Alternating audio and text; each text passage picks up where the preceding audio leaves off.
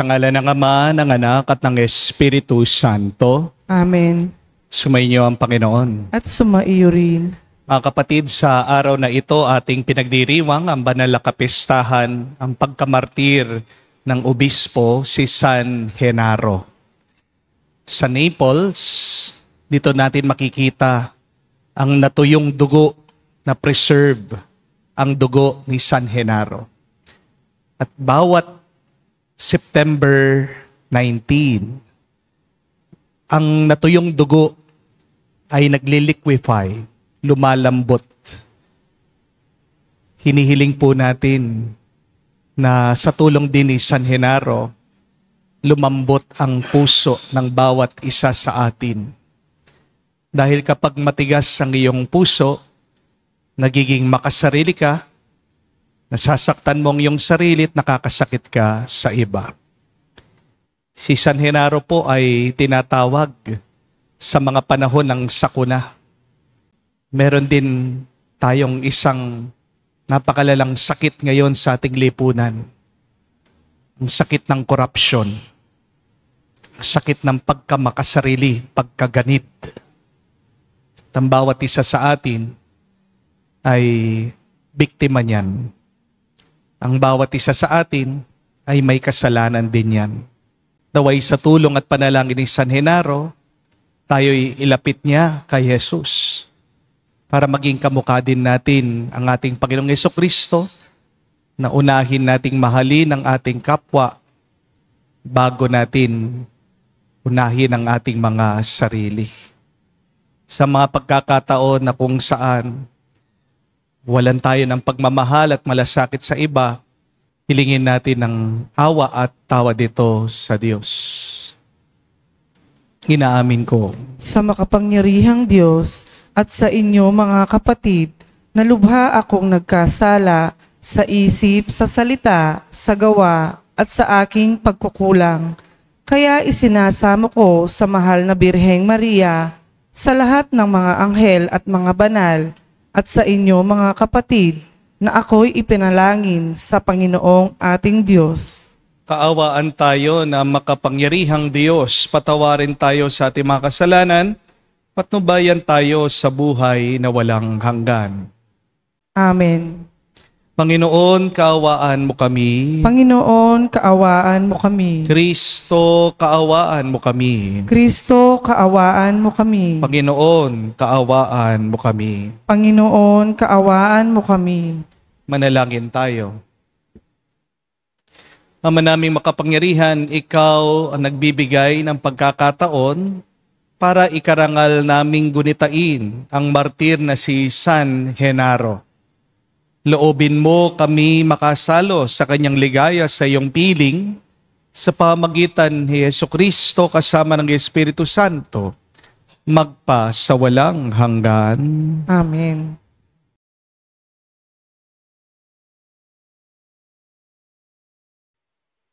Pagbasa mula sa unang sulat ni Apostol San Pablo kay Timoteo. Pinakamamahal, ituro mo't ipatupad ang mga bagay na ito.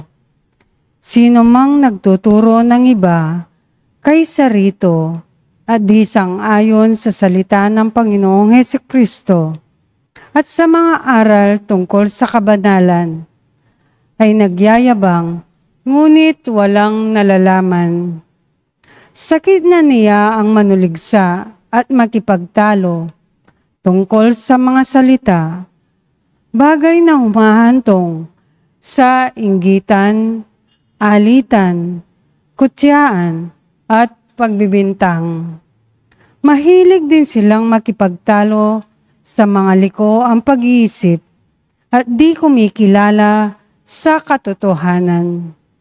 Mga taong nag-aakala na ang relihiyon ay paraan ng pagpapayaman. Kung sa bagay, malaki nga ang mapapakinabang sa relihiyon kung ang tao'y marunong masiyahan. Wala tayong dalang anuman sa sanlibutan at wala rin tayong madadala pag alis dito. Kaya dapat na tayong masiyahan kung tayo'y may kinakain at dinaramid. Ang mga nagnanasang yumaman sa anumang paraan ay mahuhulog sa tukso at sa bitag ng masasamang hangaring magtutulak sa kanila sa kapahamakan. Sapagkat ang pag-ibig sa salapi ay siyang ugat ng lahat ng kasamaan. Dahil sa paghahangad na magkamal ng salapi, may mga nalayo sa pananampalataya at nasadlak sa paghihirap ng kalooban.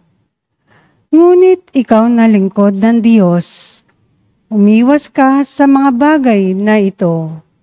Sikapin mong mamuhay sa katuwiran, kabanalan, pananalig, pag-ibig, pagtitiis, at kamaamuan. Gawin mo ang buo mong makakaya sa pakikibaka, alang-alang sa pananampalataya, at kakamtan mo ang buhay na walang hanggan. Yamang diyan ka tinawag ng Diyos nang ipahayag mo sa harapan ng maraming saksi ang iyong pananampalataya. Ang salita ng Diyos. Salamat sa Diyos. Mapalad ang mga aba, tanging Diyos ang hari nila. Mapalad ang mga aba, tanging Diyos ang hari nila. Hindi ako natatakot sa panahon ng panganib. Kahit pa nga naglipa na ang kaaway sa paligid. Mga taong naghahambog na sa yamang nananalig. Dahilan sa yaman nila'y tumaas ang pag-iisip. Mapalad ang mga aba, tanging Diyos ang hari nila. Hindi kaya ng sino man ang sarili ay matubos. Hindi kayang mabayarat tubusin sa kamay ng Diyos. Ang bayad sa kanyang buhay ay halagang sakdal taas. Gaano man ang halagang hawak niya'y hindi sapat upang siya ay mabuhay nang hindi na magwawakas at sa labi ng libingan ay hindi na mapasadlak. Mapalad ang mga aba, tanging Diyos ang hari nila. Di ka dapat na matakot, ang tao man ay yumaman. Lumago man ng lumago yung kanyang kabuhayan. Hindi ito madadala kapag siya ay namatay. Ang yaman ay hindi niya madadala sa libingan. Mapalad ang mga aba, tanging Diyos ang hari nila. At kahit na masiya ng tao sa kanyang buhay, dahil sa sinusuob ng papurit nagtagumpay, masasama pa rin siya sa ninunong nangamatay. Masasadlak pa rin siya sa dilim na walang hanggan. Mapalad ang mga aba, tanging Diyos ang hari nila.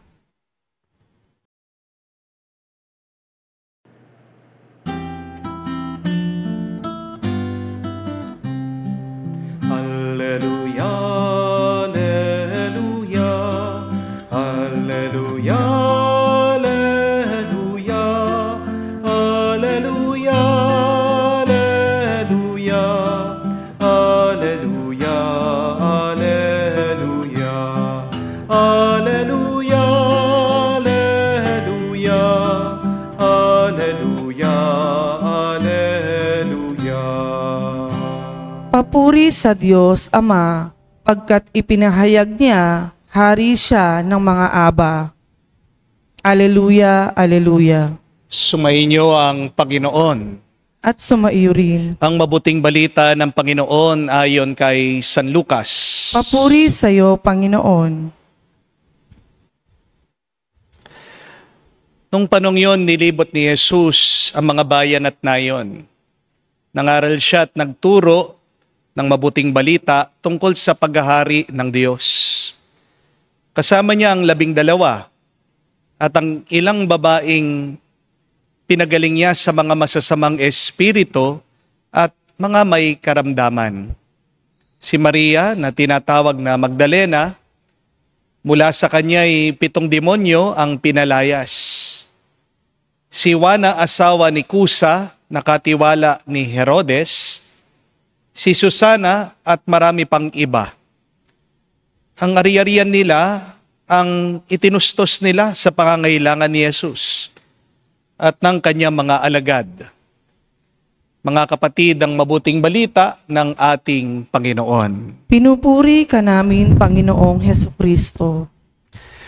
Magandang araw po muli sa inyong lahat. Gusto ko pong tandaan nyo ito. Pagkagaling-galing mo man, pagkahusay-husay mo man, pagkatali-talino mo man, walang kwenta yan, walang silbi yan, kung walang sumusuporta sa iyo. Amen? Walang kwenta ang lahat ng mabuti sa buhay mo kung walang tutulong sa iyo. Amen? You are only as good as the people who support you. Naalala ko po, sa isang interview, tinanong po nila si Steve Jobs, yung founder po ng Apple. Yung nag-umpisa po, kaya tayo nagkaroon ng mga magagandang cellphone. Sabi nila, ano yung sekreto mo? Bakit napaka-successful mo, napaka-tagumpay mo? Ang ganda ng kumpanya mo. At ang sagot po niya, yung aking team. Pumili daw po siya ng mga magagaling, mahuhusay na mga tao, magtatrabaho para makatulong sa kanya. So see, no matter how good you are, even if you are the best, you will fail unless someone helps you and encourages you. May ginawa po silang isang eksperimento. Kumuha po sila ng isang tao na marunong mag-basketball. No? At pinag-shoot po nila itong lalaki ng bola. Dahil mahusay siya, magaling siya. 10 out of 10, pumapasok po sa ring. Ngayon po, ang ginawa naman nila sa susunod na eksena, nagpapasok po sila ng mga audience, mga manunood. Pero bago po pinag-shoot itong tao na mahusay mag-basketball, yung mga tao na nanonood, kinukutya siya, nagbubu sila. Pinapahiya po nila yung taong naglalaro. Kung ano-ano po yung masasamang sinasabi nila, pinaparinig nila doon sa tao habang siya'y nagsushoot. Sabi nila, hindi mo kaya yan! Wala yan! Loser! Loser! Loser! Sabi po nila. Itong tao, ayaw magpa-apekto. Nagsushoot po siya. Pero alam niyo kung anong nangyari? Hindi na siya naging perfect sa kanyang pagsushoot. Nakamiss siya. Nagkamali po siya. Bakit po ganon, no? Nung una, lahat pumapasok. Perfect. Pero nung nandun na po, nakarinig siya ng mga bad comments, nagkamali siya. Kasi nung naramdaman po niya na nawala nang naniniwala sa kanya, parang nabawasan po yung kanyang paniniwala din sa kanyang sarili. Di po ba? Gumawa po sila ng isang eksperimento din. Kasunod po nun. Kumuha naman po sila ng isang tao na hindi marunong mag-basketball. Talagang wala siyang kaalam-alam. Pinag-shoot po nila talagang butata. Wala pong pumapasok.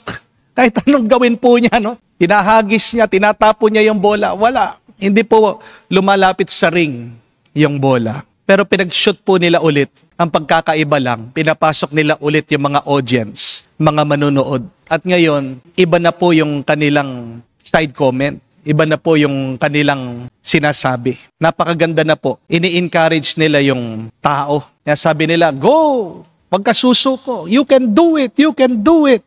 Alam niyo po kung ano nangyari. Paunti-unti, palapit na po ng palapit yung bola doon sa ring. Hanggang doon sa 7th shot niya, pumasok. Doon sa 8th shot niya, pumasok muli. Palakpakan po yung mga tao. Hindi sila makapaniwala po. Ano po ang nangyari? Kasi isang dahilan ng tagumpay ay dahil dun sa mga taong nag-i-encourage, sumusuporta, pinapalakas yung loob ng manlalaro. Di po ba? Ano po ang aral? Napakaganda. You could see here, my dear friends, the power of positive reinforcement, or what we simply call support and encouragement. We have to understand that no one truly becomes great alone. Greatness is born from the quiet strength of those who believe in you, who encourages you, who lifts you up along the way. Bakit mabuti ang isang anak? Dahil sa likod niya meron siyang mga mapagmahal na magulang. Di po ba? Bakit gumaling yung pong pasyente? Magaling ang kanyang doktor. Di po ba? Bakit masipag ang empleyado? Dahil may malasakit ang management, ang boss niya sa kanya. Tayo ay nagiging banal hindi lang dahil sa ating ginagawa. Tayo ay nagiging banal at mabuti dahil sa pagpapala ng isang maawain at mapagmahal na Diyos. Di po ba? Tandaan niyo po kapag may nagpapalakas ng loob mo, may milagro na bunga sa buhay mo. Makikita po natin yan sa buhay ng ating Panginoong Hesukristo. Natatandaan niyo po, nung umuwi ang ating Panginoong Hesukristo sa kanyang bayan, ano yung kwento? Hindi daw sila naniniwala sa kanya. Kaya nga, kakaunti ang kanyang napagaling. Kakaunti ang nagawa ni Jesus na milagro doon. Kakaunti ang mga natulungan niya. At nabigla po ang Panginoon kasi kakaunti ang kanilang paniniwala. Jesus was amazed by their lack of faith. Bakit hindi nakagawa na maraming milagro ang ating Panginoon? Dahil walang paniniwala o walang suporta ang kanyang mga kababayan at kamag-anak sa kanya. Dahil wala silang bilib, paniniwala at suporta sa ating Panginoong Hesukristo, wala siyang naibigay o napakitang mabuti sa kanila. Salamat na lang, nandyan po yung kanyang mga apostol. Salamat na lang, narinig din po natin sa ating ebanghelyo, merong mga mabubuting babae tumulong sa ating Panginoong Hesukristo sa kanyang pang-araw-araw na pangangailangan. Sabi po sa ating ebanghelyo, kasama niya ang mga babaeng ito. Sila po yung tumutustos, gumagastos, galing sa kanilang sariling bulsa, sarili nilang pera, binibigay nila sa ating Panginoon para pagpatuloy niya ang kanyang mission. They provided for the needs of the Lord out of their own pockets, through their own means, to support the mission of our Lord. That is why Jesus can continue creating miracles. This is why Jesus continued to help other people, because there were others who were very supportive of Him. Mga kapatid, si Jesus Diyos na yan, pero tumatanggap siya ng tulong galing sa ibang tao. Ikaw pa kaya, tao ka lang, mahina ka, pero kang mga pangangailangan at pagkukulang, mas kailangan mo ang tulong at suporta ng ibang tao. Alisin mo ang kataasan ng iyong loob. Don't ever think and believe that you don't need anybody. Don't ever think that you can live all alone. Nobody is an island. Remember, in life, if you want to go faster, yes, go alone. But if you want to go further, go together. Mas mabilis ka nga makakarating sa iyong pupuntahan kung ikaw ay mag-isa. Pero ang tanong, masaya ka ba? Aanuhin mo yung maunahan mo yung ibang tao kung mag-isa ka naman at miserable ka. Di po ba? Also remember, if you want to see miracles in your life, start supporting someone. Start encouraging someone. Start with yourself. Encourage also yourself. Believe in yourself. Tignan niyo po ang inyong buhay. Baka merong mga iba sa inyo hindi nagtatagumpay sa buhay. Bakit? Mag-ingat kayo. Kasi ang kabiguan nag-uumpisa sa masamang kaisipan. Pangalawa, nabibigo ka kasi sa masama mong pagsasalita. At pangatlo, kaya hindi ka nagtatagumpay dahil sa mga masamang kasama mo.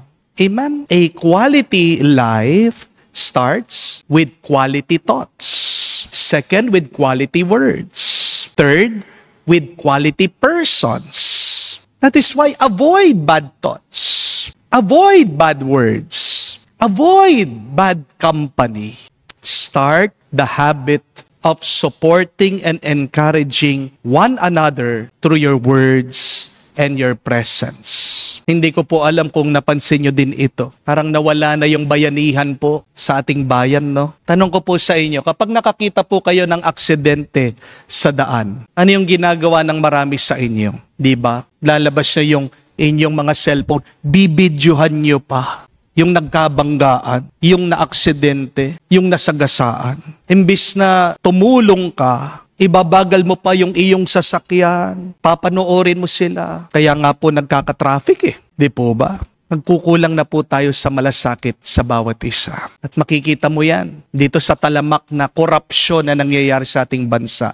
Ayon po sa mga eksperto, alam nyo, kung hindi daw po nakukurakot yung 1 trillion pesos natin, ganun po karami yung nawawala sa kaban ng bayan. Magkano daw po ang tatanggapin ng bawat Pilipino sa buong bansa? Ang sagot po, makakatanggap po ang bawat isa sa atin ng 10,000 pesos a year. Lahat po wala pong exemption yan. Matanda, bata, nag-aral, hindi nag-aral, lahat.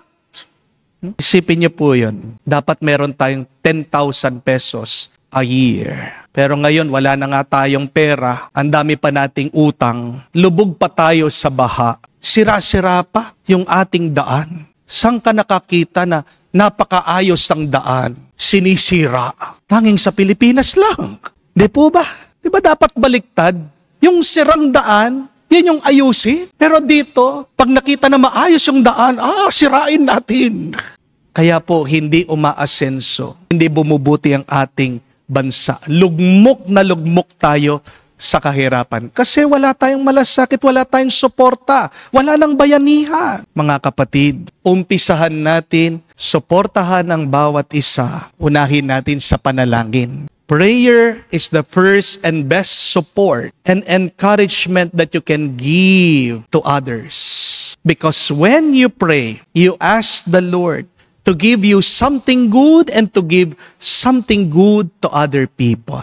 Mga kapatid, baka di nyo po alam, baka sa maliit yung suporta, napakalaking tulong niyan sa iba. At ang pinakamagandang paraan para suportahan mo, palakasin mo ang loob ng iba, umpisan po natin sa pagdarasal at pananalangin. Pray not only once, but pray every day as your support and encouragement to others and to yourself. And when you start supporting others, encouraging others through your prayers, you will see miracles happen. When we pray also for the miracle of transformation in our country. Napaka-imposible po, na sana dumating ang araw, tapat lahat ang bawat Pilipino, nag-uumpisa sa ating mga namumuno. Pero wag nating kalimutan that the impossible is the realm of God. Walang imposible sa Diyos.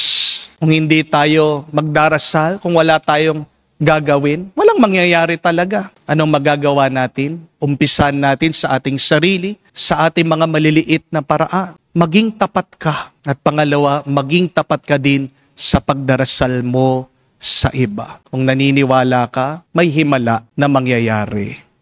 Amen. Puno ng pag-asa at pananalig, manalangin tayo sa Diyos Ama na nananabik na madama natin higit ang kanyang presensya. Ating sabihin, Panginoon, dinggin mo kami. Panginoon, dinggin mo kami. Ang simbahan naway patuloy na umunlad at maging simbolo ng katarungan, pag-ibig at katotohanan sa daigdig. Manalangin tayo sa Panginoon. Panginoon, dinggin mo kami. Bilang isang komunidad, naway huwag nating ipagwalang bahala ang ating buhay pananampalataya. Bagkus hanapin natin ang Diyos maging sa mga paghihirap at pagsubok. Manalangin tayo sa Panginoon. Panginoon, dinggin mo kami. Ang mga bata naway lumaki sa pamamaraan ng biyaya at tumanda na katulad ng mga taong kawangis ni Kristo.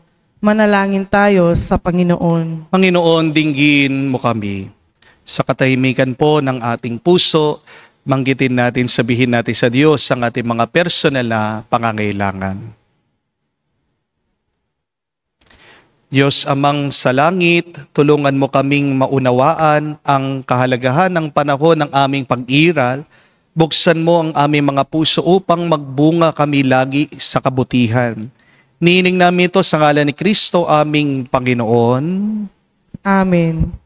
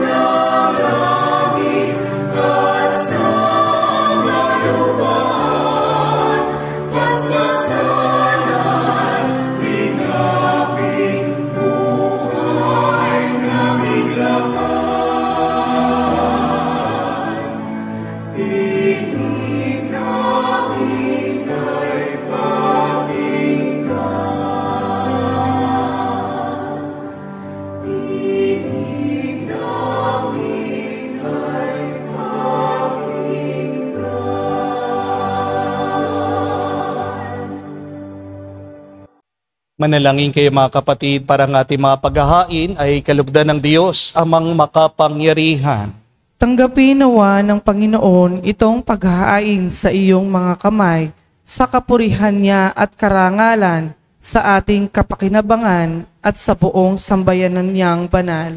Ama naming lumikha, pakabanalin mo at basbasan ng mga alay na nakahanda upang pag-alabin nito ang aming diwa sa ningas ng pag-ibig mo na nagdudulot ng tagumpay sa pagpapakasakit ni San Genaro sa pamagitan ni Jesucristo kasama ng Espiritu Santo magpa sa walang hanggan. Amen. Sumaiyo ang Panginoon. At sumaiyo rin. Itaas sa Diyos sa inyong mga puso at diwa. Itinaas na namin sa Panginoon. Pasalamatan natin ang Panginoong ating Diyos. Marapat na siya ay pasalamatan. Ama naming makapangyarihan, tunay nga marapat ikaw ang aming pasalamatan. Ngayon aming kinagagalak na parangalan si San Genaro. Siya'y kapanalig namin, may paninindigan, na ikaw ay pahayag kahit siya'y mamatay, sapagkat minarapat mong kanyang matularan ng iyong anak na naghain ng sariling buhay, tulad ng naganap sa iyong anak, ang dugo ng martir ay dumanak.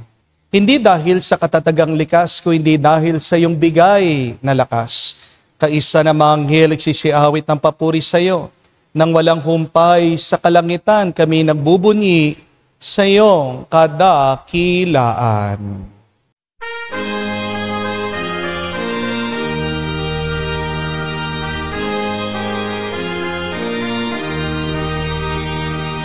Santo, Santo, Santo, Panginoong Diyos ng mga hukbo, napupuno ang langit at lupa ng kadakilaan mo.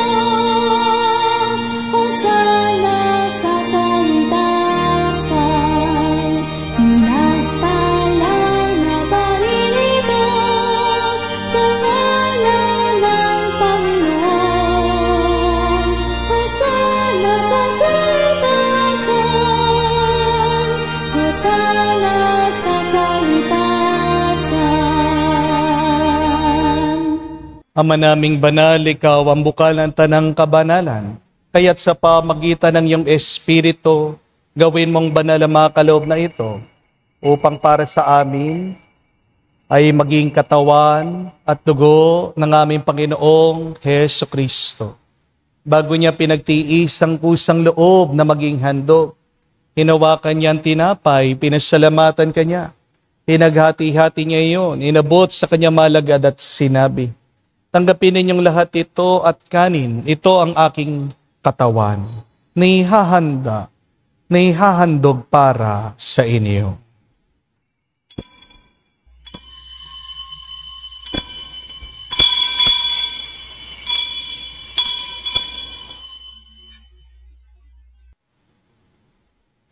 Gayon din naman na matapos ang hapunan, hinawakan niyang kalis, muli kanyang pinasalamatan. Nabot niya ang kalis sa kanya malagad at sinabi, tanggapin ninyong lahat ito at inumin. Ito ang kalis ng aking dugo ng bago at walang hanggan tipan. Ang aking dugo na ibubuhos para sa inyo at para sa lahat. Sa pagpapatawad ng mga kasalanan, gawin ninyo ito sa pag-alaala sa akin.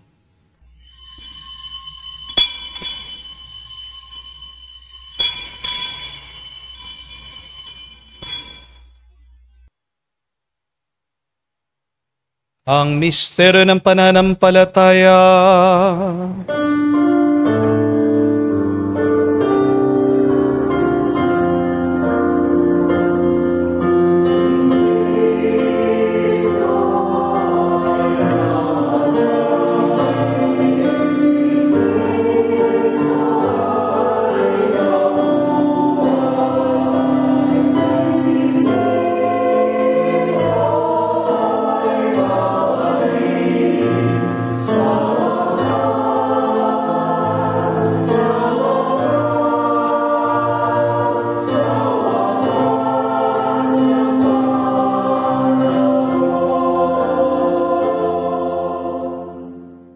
Ama, ginagawa namin ngayon ang pag-alaala sa pagkamatay muling pagkabuhay ng iyong anak.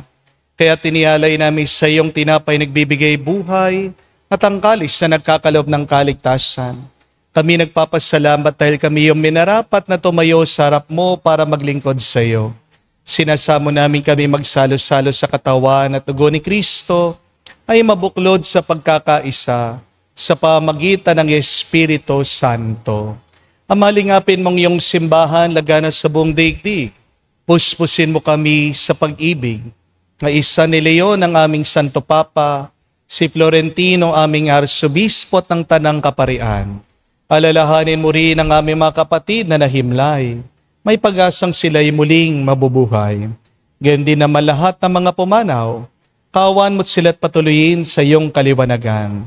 Kawan mo't pagindapatin kaming lahat makasalo sa iyong buhay na walang wakas. Kaisa na Mahal na Birhen Maria, Ina ng Diyos, kaisa ni San Jose ang kanyang maluwalhating esposo, kaisa ng mga apostol, lahat ng mga banal, na namuhay dito sa daigdig na kalugod-lugod sa iyo. May pagdiwang nawa namin ang pagpupuri sa ikararangal mo sa pamagitan ng iyong anak kaming Panginoong Heso Kristo. Sa pamamagitan ni Kristo, kasama niya at sa Kanya, ang lahat ng parangal at papuri ay sa iyo, Diyos Ama, makapangyarihan, kasama ng Espiritu Santo, magpasawalang hanggan. Amen, amen, amen. Sa nakagaling na utos sa turo ni Jesus sa Panginoon natin at Diyos, ipahayag natin ang lakas, loob.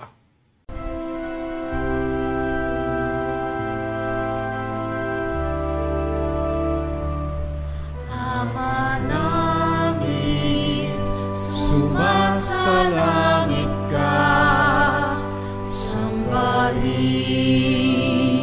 ang ngalan mo, mapasa amin ang kaharian mo, sundin ang loob mo dito sa lupa, para nang sa langit.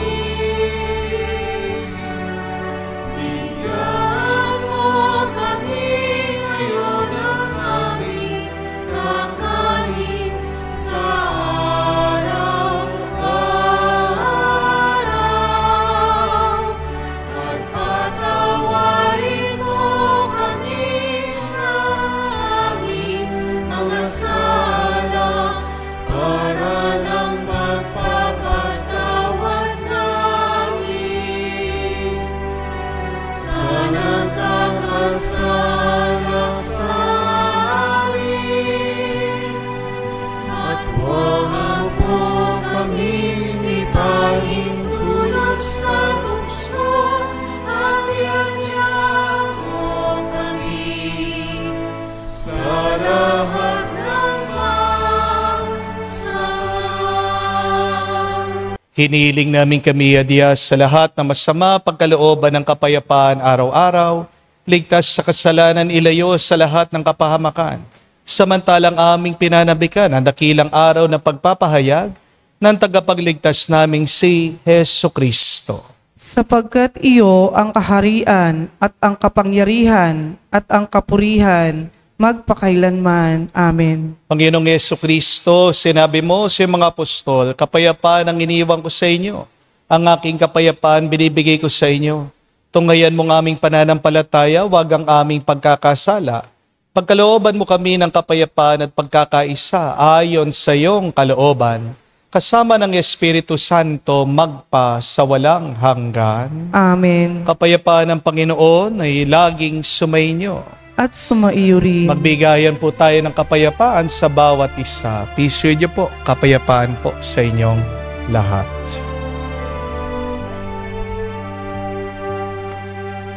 Kordero ng Diyos na nag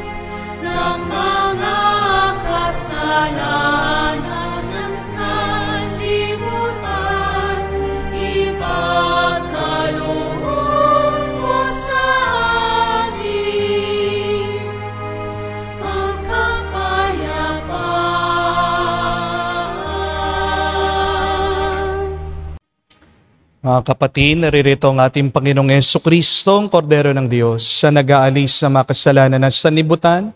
Mapalad tayong lumalapit sa piging ng Kordero. Panginoon, hindi ako karapat-dapat na magpatuloy sa iyo, ngunit sa isang salita mo lamang ay gagaling na ako.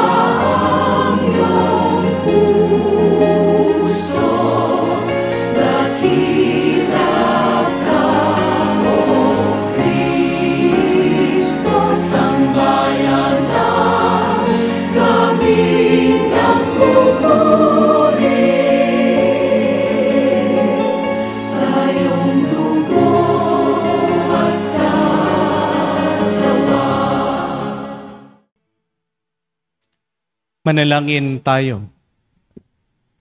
Ama namin mapagmahal, pagkatanggap namin sa banal na pakikinabang, hinihiling namin sa pagtulad namin sa katatagan ni San Genaro, kami naway pagindapating magkamit ng gantimpalang walang maliw para sa pananatiling matapat sa pamagitan ni Jesucristo, kasama ng Espiritu Santo magpa sa walang hanggan. Amen. Kung meron po tayong matututunan sa ating ebanghelyo ngayon, pinapaalala sa atin that believers are also supporters. Hindi pwede yung naniniwala ka sa Diyos at hindi ka sumusuporta at tumutulong sa kanyang misyon. Basta't ikaw ay naniniwala lang at wala kang ginagawa, ikaw ay nagkukunwari lang, ikaw ay nagbabalat kayo. Kung talagang ikaw ay naniniwala sa Diyos, dapat tutulong ka din dun sa kanyang misyon. Dapat gagawin mo din ang kanyang kagustuhan. If God supports us every day, and many times we forget that we have received so much, please, if you cannot give much, give a little, but may your sharing come from your heart. Kung hindi mo namang kayang magbigay ng sobrang dami, magbigay ka galing sa iyong puso. Magbigay ka yung kinatutuwa ng iyong kalooban. Buhayin natin ang bayanihan sa ating bayan. Umpisahan natin sa pagiging tapat natin. Dahil ang korupsyon po, hindi naman nag-uumpisa sa taas lang. Ang korupsyon ay nag-uumpisa din sa bawat isa sa atin. Nung minsan nga, nagpa-order ako ng Grab. Iba po yung dumating na pagkain. Sabi ko, mali. Kinuha po ng driver. Pero bumalik sa akin, mali pa rin yung pagkain. Bakit? Ano nangyari? Father, kinain po yung order nyo. Sabi ko, alam na po nila na hindi po sa kanila yung order, kinain pa rin. Bakit? Sabi ko. Ang sarap po kasi nung in-order niyo sabi. No? Diba? Alam mo na nagkamali pagkatapos. Hindi mo pa itatama, hindi mo pa itutuwid. Galit na galit tayo sa mga korap. Pero sa sarili nating paraan ng corruption, pagsisinungaling, di tayo galit. Di ba? Kahit na magmarcha na tayo ng magmarcha, kahit na tayo ay magsisigaw, magdemand ng pagbabago, kung hindi natin babaguhin ang ating sarili, walang magbabago. Hindi po ba? So, umpisahan natin ang pagtulong sa iba sa pamamagitan ng ating pagiging tapat sa ating pang-araw-araw na pamumuhay. Kapag ikaw ay tapat, kapag ikaw ay tumutulong, makakaasa ka na ikaw ay pagpapalait at ikaw ay makakatanggap ng umaapaw na milagro galing sa Diyos. Anong kailangan mong ituwid sa iyong pag-uugali? Sino ba ang kailangan mong tulungan at suportahan ngayon? Remember, your greatness depends on the great people who help you. Magtulungan po tayong umangat. Tandaan nyo yan. Hindi ka makakaangat na mag-isa. Makaangat ka man, babagsak ka. Kaya natin magtulungan dahil araw-araw tayo tinutulungan din ng Diyos. Sumainyo ang Panginoon. At sumaiyo rin. At kayo basbasa ng Diyos, makapangyarihan sa lahat, sa ngalan ng Ama, ng Anak, ng Espiritu Santo. Amen. Ang ating misa ay natapos na, humayo kayo sa kapayapaan ni Kristo. Salamat sa Diyos.